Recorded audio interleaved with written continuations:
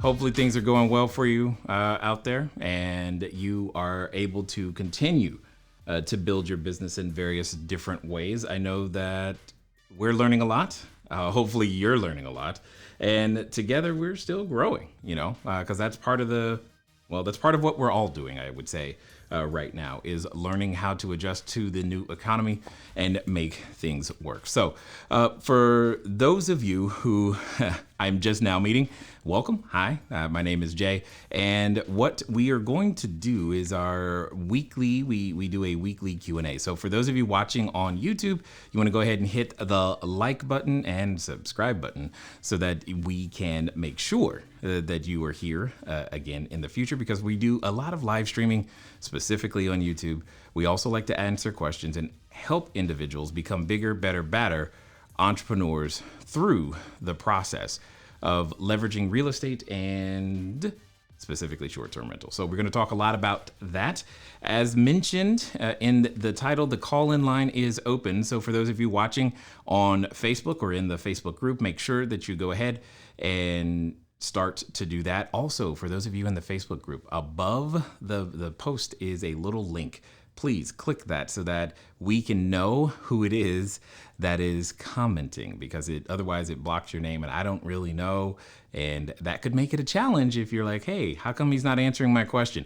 It could be something as simple as, I don't see your name. So now that we've got a number of those small little things out of the way, what I also want to let you guys know is that we're definitely going to be answering a question today. So part of what we've been doing is helping to answer the questions that we're receiving and making sure that you can become a better short-term rental operator.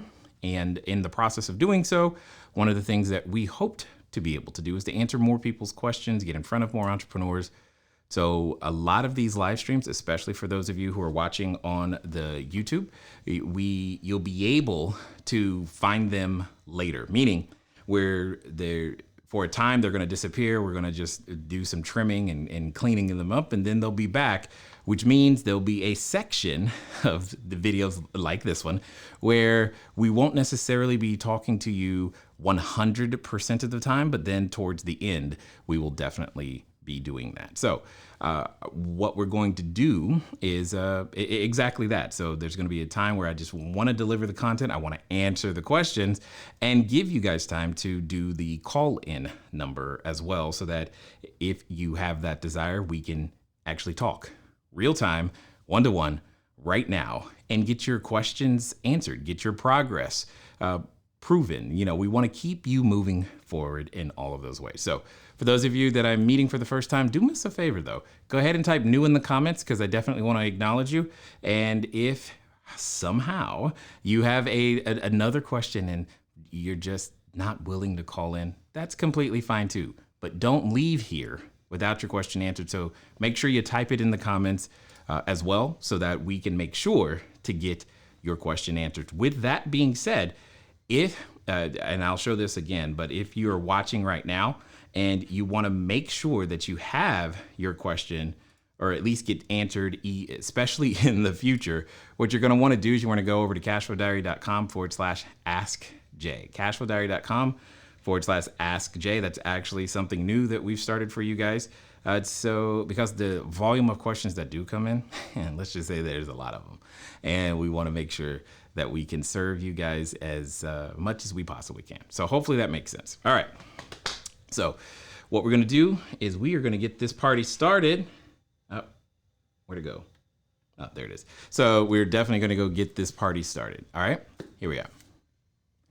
All right, and welcome back. Hey, I am Jay Massey, CEO of CashFlowDiary, and what we're going to talk about today is, well, it's very simple. Can Airbnb survive? Because I get a lot of questions around how to make short-term rentals work. Does it still work? Can it still work? But I heard this on the news, Jay, and my friend said that Airbnb is dead. Well, if you want to find out what it is that's going to happen, what has happened before, honestly, and how you can make sure that your business is just as strong, and dare I say stronger, then you're going to want to watch. And feel free to comment any additional questions below.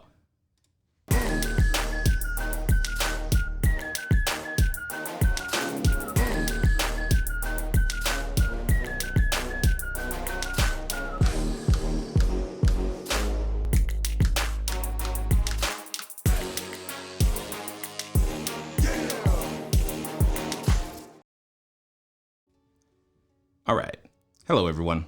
As I said, Jay Massey, CashFlowDiary. What we tend to do is we focus a lot on helping individuals build cash flow, individuals just like you. So if you know of an entrepreneur that is desiring more cash flow, hit that like button because it'll help us get in front of more entrepreneurs just like yourself. Today, what we're going to invest time in is we're going to share with you some information that we have found related to, the question of the hour. Can Airbnb survive? Now, if you read the title, you probably can expect that the answer is yes, but the also question behind that is how, and what really matters to you is, well, I don't care about them. What about me? And I totally understand that. And I want to go through some information to assist you with that. And for those of you watching, especially on the replay, so that you know, we tend to go live rather frequently. So hit that subscribe button. But right now, you will likely hear it is possible because today we are also doing our call-in, which means if you are watching live, you get to ask your question in very, very real time. So at this particular moment, while we're live, obviously, you'll be able to go ahead and call in, and you want to hit 417-344-2274, and we'll be able to discuss any particular questions that you may have around your business, real estate, and or short-term rentals, etc. Okay? Now, one of the things that I want to make sure that we all understand is that when you decide to be an entrepreneur, you don't always have, foresight or all of the answers. In fact, most of the time, we don't know what's going to happen.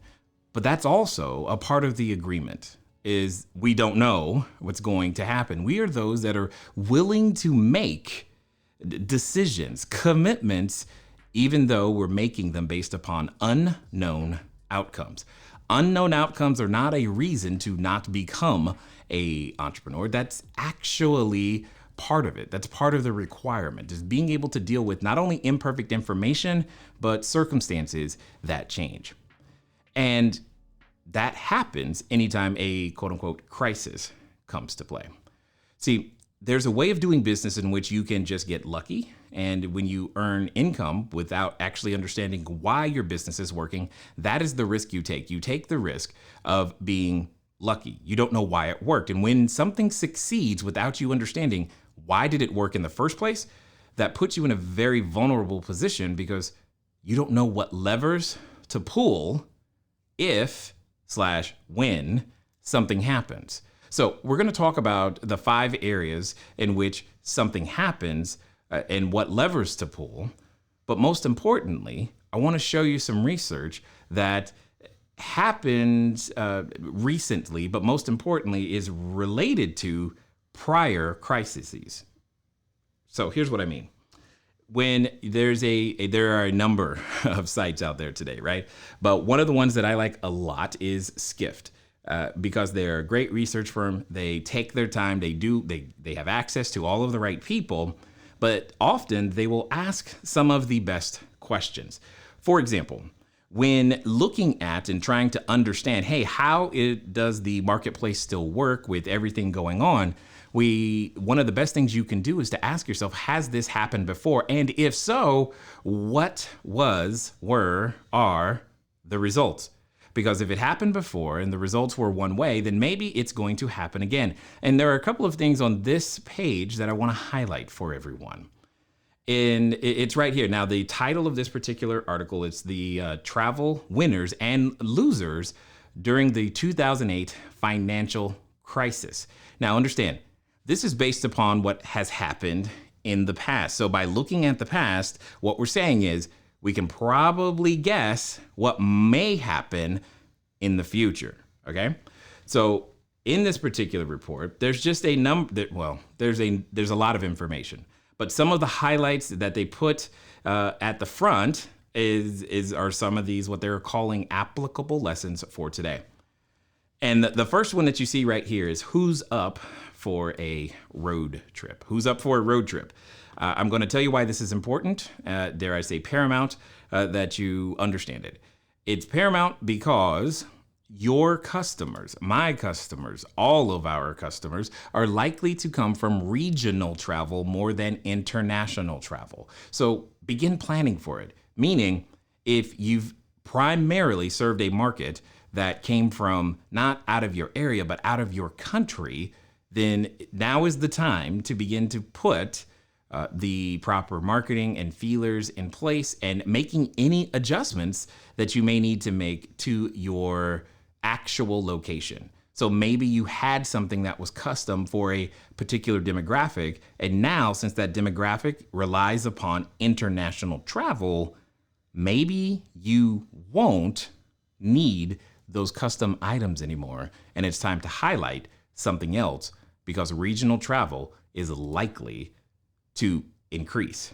And to be very specific, because of the nature of C19, not only is regional travel likely to increase, regional travel via car, road trip, because there is extra safety at the moment be in less numbers.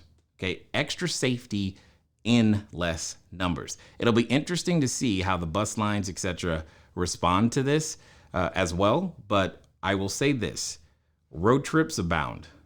This could mean, for a number of you, if your location does not have parking and you are normally used to people flying in and parking was not a issue before, it could become an issue specifically right now, or at least in the near term, simply because the individuals who are coming will likely be coming with at least one vehicle.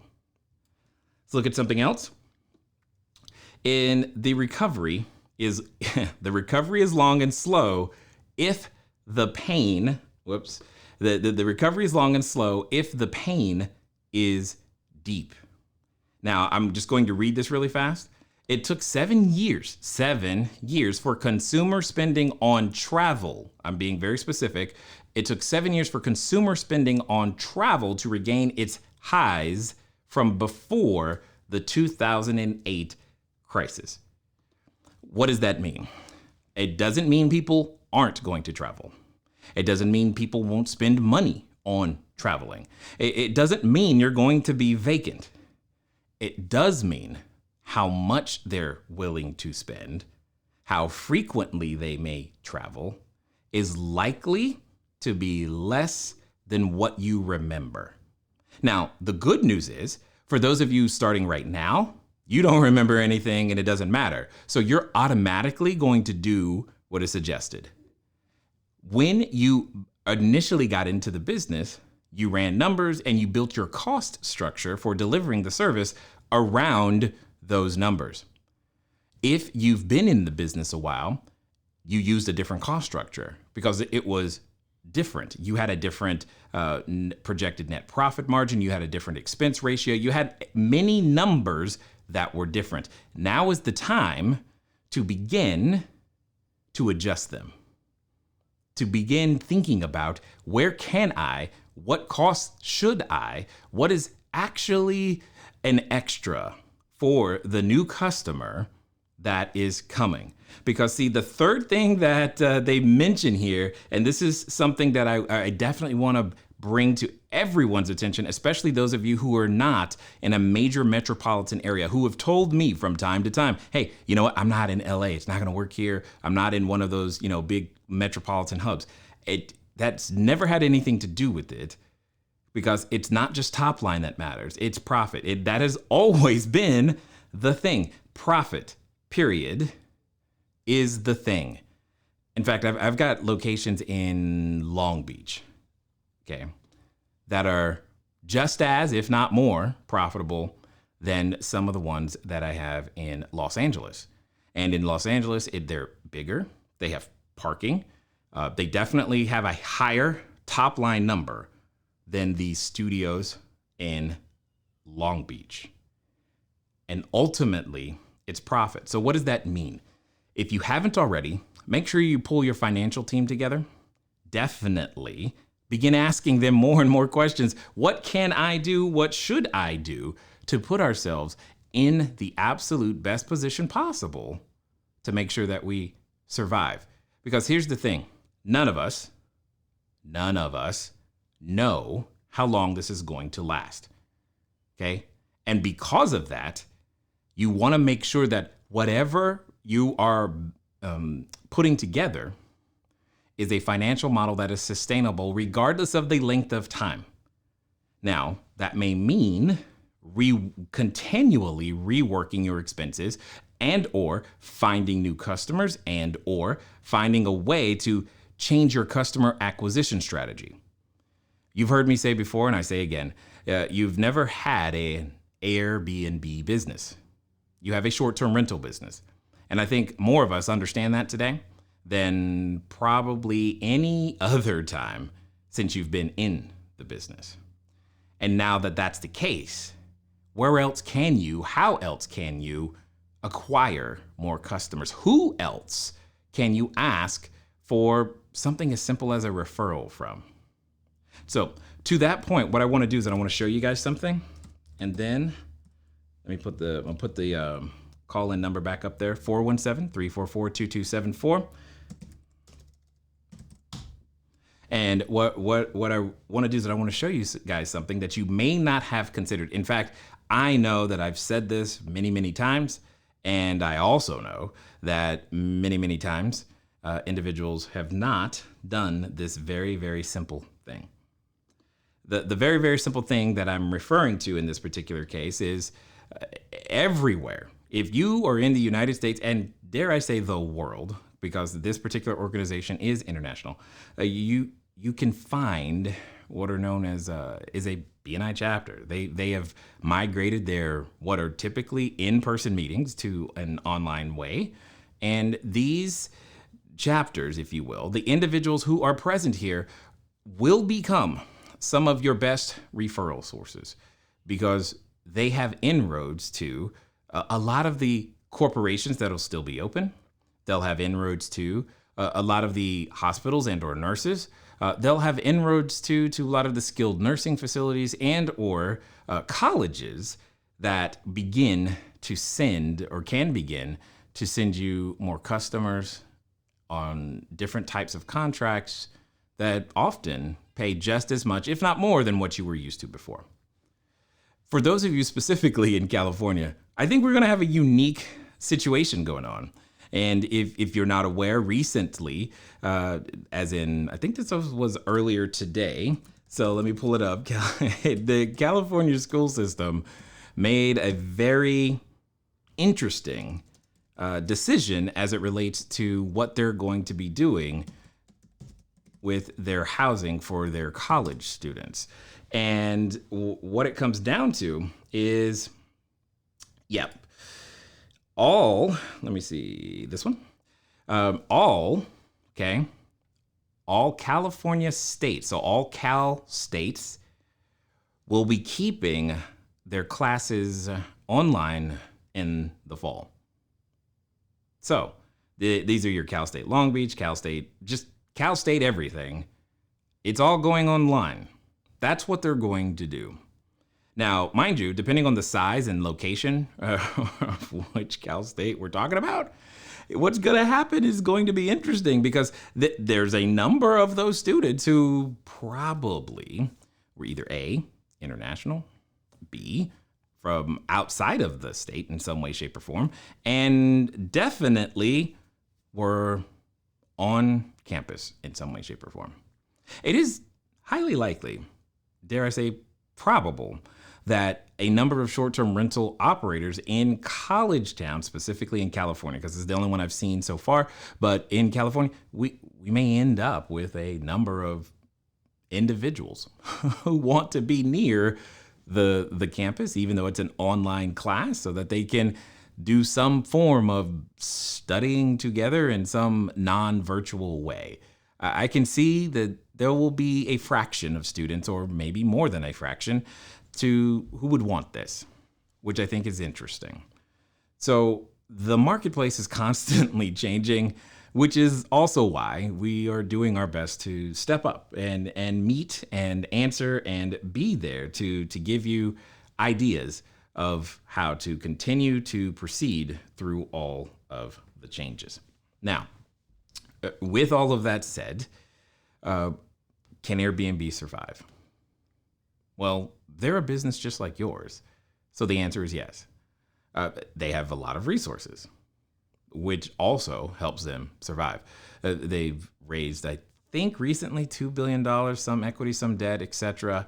But it's not even so much how much money they raised, it's who they raised it from that I think that makes the difference. And because of the reputation of the individuals who have, or I should say institutions that have backed them, I won't say too big to fail, but I will say they're not going to easily let that thing go. Which means keep paying attention to their website. I think you're going to see, and if you haven't already, you will see more of the pivots and changes as they go through the marketplace and realize that, hey, this is more of an extended recovery, more of that U shape, not so much the V shape we were all hoping for. And that too is also okay. Because as an entrepreneur, that's kind of what we signed up for. We signed up for uncertainty. We signed up for unknown, and we signed up for being able to solve a problem regardless.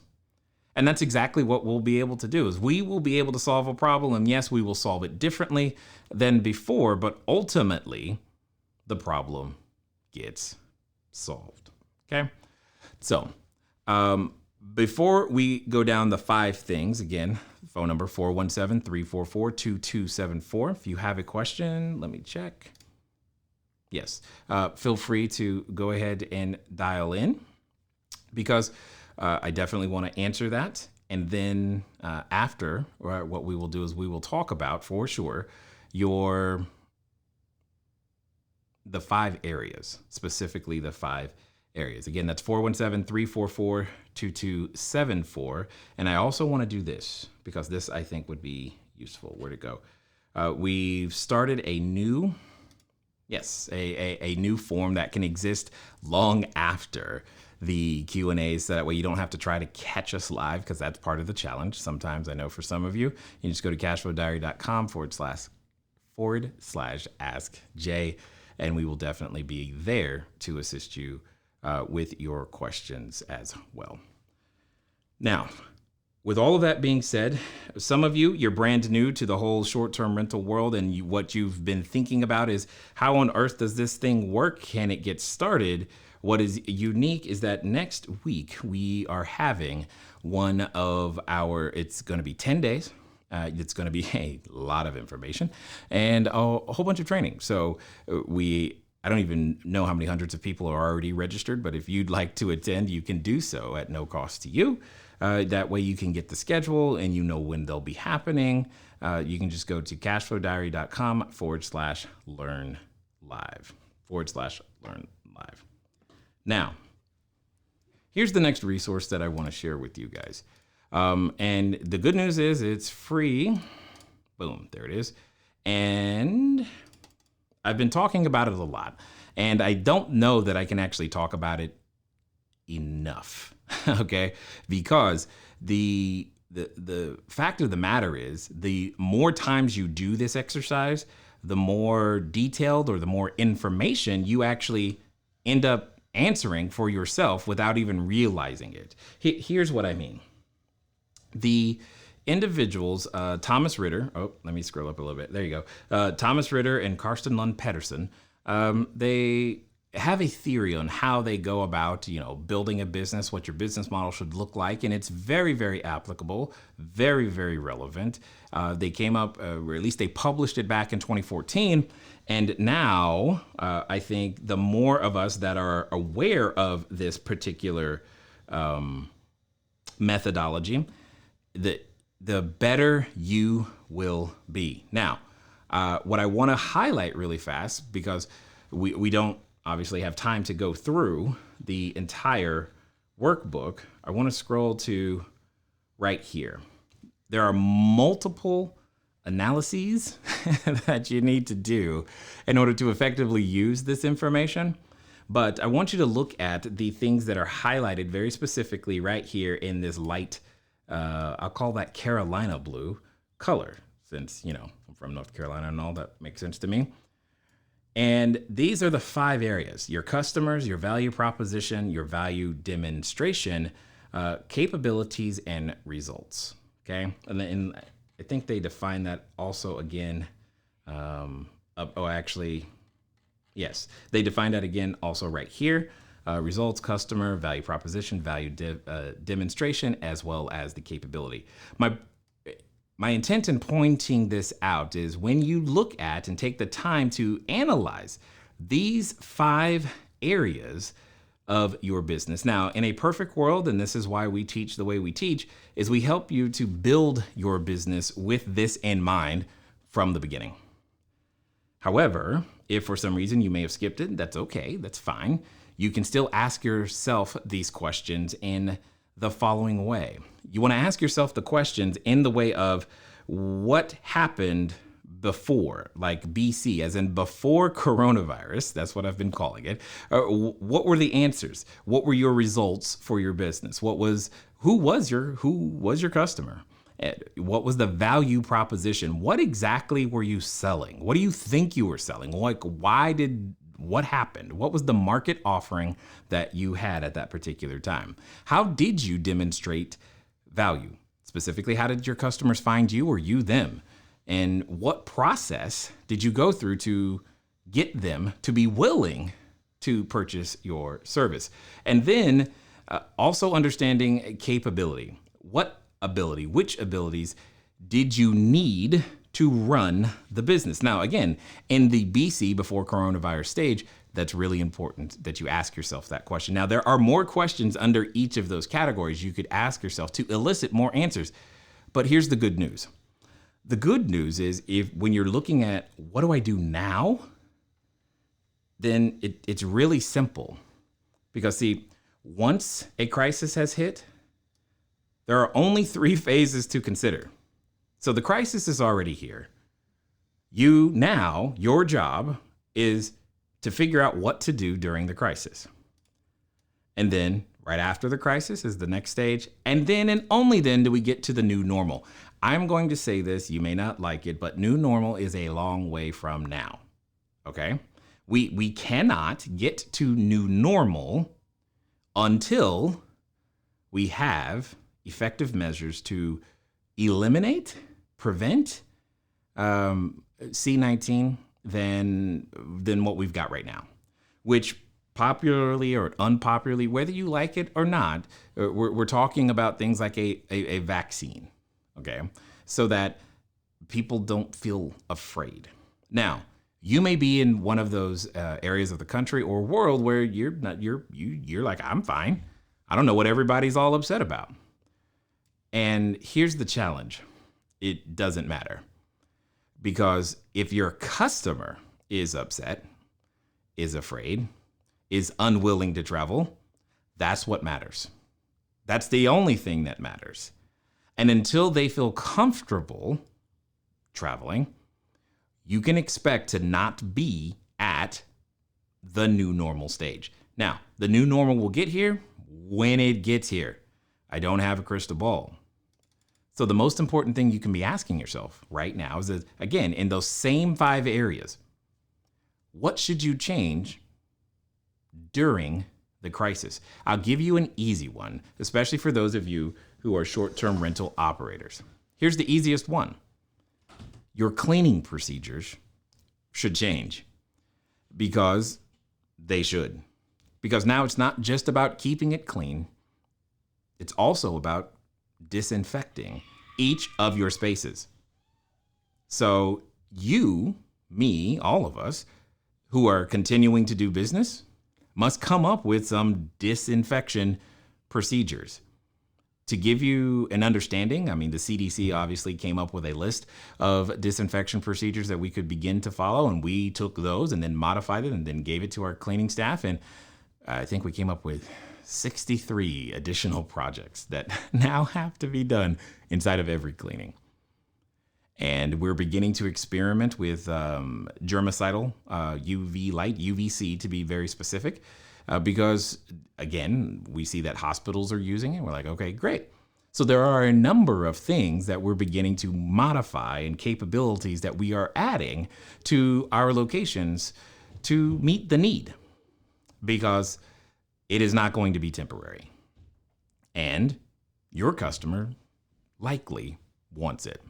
So, with all of that being said, what we want to make sure that everyone understands is, yes, Airbnb is going to survive. But ultimately, hopefully, now you recognize that what Airbnb and HomeAway and Booking.com and Flipkey and Whim do and Travelocity and all of the others, what they really are is your customer acquisition strategy, right? That's how you acquire your customer. So doing a deep dive and understanding, like, who are they marketing to? That could explain why you are or are not receiving the same volume or the same RevPAR that you're used to from those same places. And if you've identified that there's a potential issue, then you've got some ideas of what you can do, indeed right now, to get it fixed. And that's exactly what it comes down to. We want you to get it fixed. You can get it fixed. This does not mean the end for, well, anyone. And it doesn't have to be the end either.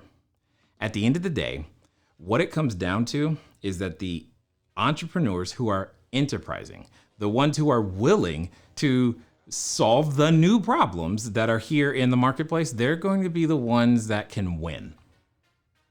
The reason you're going to hit that like button and hit that subscribe button and keep coming back is because we're going to keep producing content to help you be one of those winners. Ladies and gentlemen, it is always fun to talk to you. It is always fun to hang out with you. It is always fun to answer your questions. And I definitely appreciate you taking the time. If you still have some additional questions, by all means, go ahead and type those in the chat. And let me put the address back on the screen for you. So if you still have some additional questions, you can just go to cashflowdiary.com/askjay. That way we can see them and capture them and then be able to get those answered in a future video for you.